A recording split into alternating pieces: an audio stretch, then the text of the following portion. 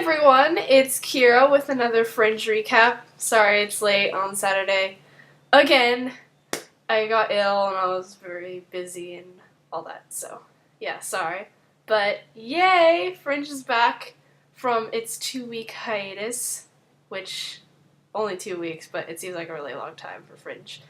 Anyway, this is season 2, episode 6, Earthling, and I'll probably have to divide it into a bunch of parts because there's a lot of stuff happened. So anyway, it started off with this guy, and he was talking to his wife on his cell phone because it was their anniversary and stuff, and he was supposed to be, like, in the airport waiting for a flight to Hong Kong for a business trip, but really, he was staying there to surprise his wife. So she was driving home, and then, like, he was getting ready and putting roses on the table and stuff, and then, like, all of a sudden, like, the TV turned on, and it was all staticky and stuff, and then the lights turned on and off, all the electric stuff was getting all weird, and he was kind of, like, weirded out, but he wasn't, like, all freaked out. And then, finally, he turned the lights back on in, like, this hallway, and there was this shadowy figure there. And then I went to the wife, and she got home, and she came, and the car was like, "Oh, I know you love surprises, huh?"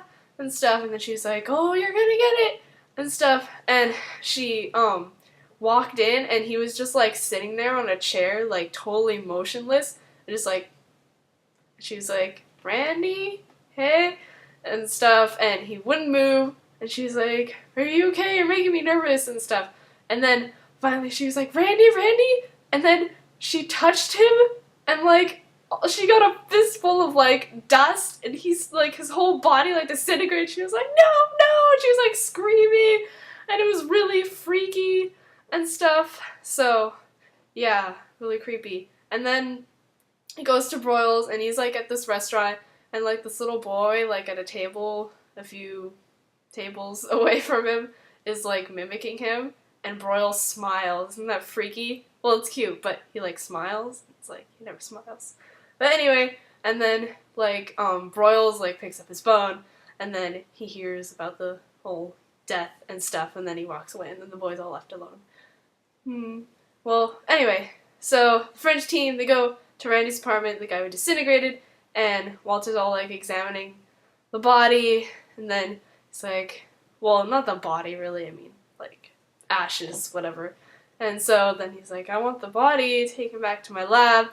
So, and then Broyles is all like, "Oh, has this guy been in a hospital in the last 24 hours? And then they're like, "Well, why?" And he's like, "I've seen this phenomenon before," and stuff. Sorry, my voice is all, like, weird. I still have a little bit of a sore throat. But anyway, so, like, he worked on the case 4 years ago. By the way, they found out that Randy was visiting his mom in the hospital in the last 24 hours. Well, not in the whole last 24 hours, but you know what I mean. So, anyway, like, 4 years ago, Broyles was working on the, kind of the same case, where, like, people were disintegrating, and, like, by the time it was over, 5 people were dead, and, like, after the third death, this dude contacted him, and he was like, "Well, I'll turn myself in if you solve this weird chemical formula, but no one can solve it." And then Broyles thought the murders had stopped, but now they're coming back. So, yeah. And then Broyles and Olivia go to the hospital, and they're looking through, like, employee records to see if an Eastern European man, who, like, the guy who called Broyles sounded like he was Eastern European. So, to see if, like, an Eastern European man had worked in a DC hospital in the last 4 years. And then, like, the shadowy figure comes to the hospital, and it goes behind this nurse, and then she turns around, but she doesn't see it, because it already walked down the hall, and everything. And then, Walter's examining the ashes in a jar, and then there's no radiation coming from it, but even, like, in the ashes state, there still should be, like, radiation emanating from it, but there wasn't. So then Olivia called Walter, and, like, about the progress and stuff, and, like, Walter was talking to her, and then he just, like, looked at the board, and he was like, "Oh," and then she was like, "Walter, Walter," and he said Sorry, I have to look at this thing. There was a presence of titanium tetrachloride. Yes. And then he was like, you sly Temperance and stuff. And then he was like scribbling, and then Peter picked up the phone, and yeah. I'm gonna go to part 2 now, so see you there.